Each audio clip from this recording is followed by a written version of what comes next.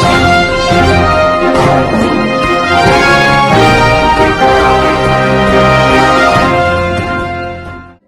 દર્શક મિત્રો, આપ જોઈ રહ્યા છો મુંબઈ તરંગ ન્યૂઝ. હું છું એન્કર અર્પિતા પટેલ. હવે જોઈએ અગત્યના સમાચાર. સાવરકુંડલામાં કોંગ્રેસના નેતા અને પૂર્વ ધારાસભ્ય વિરજી ઠુમરે પોતાના ભાષણમાં દેશના યશસ્વી પ્રધાનમંત્રી શ્રી નરેન્દ્રભાઈ મોદી માટે અપશબ્દનો ઉપયોગ કર્યો, જે માત્ર પ્રધાનમંત્રી શ્રીનું નહીં પરંતુ દેશના 140 કરોડ ભારતીયોનું અપમાન છે. જેના વિરોધમાં શહેરના રીધી-સીધી ચોકમાં વિરજી ઠુમરના પુતળાનું દહન કરીને સૂત્રોચ્ચાર કર્યો. ભાજપાના આગેવાનો તથા કાર્યકર્તા મિત્રો સાથે ડેપ્યુટી કલેક્ટરને આવેદનપત્ર પાઠવી કાર્યવાહીની માંગ કરી. બ્યુરો રિપોર્ટ યશપાલ વ્યાસ, મુંબઈ તરંગ ન્યૂઝ, સાવરકુંડલા.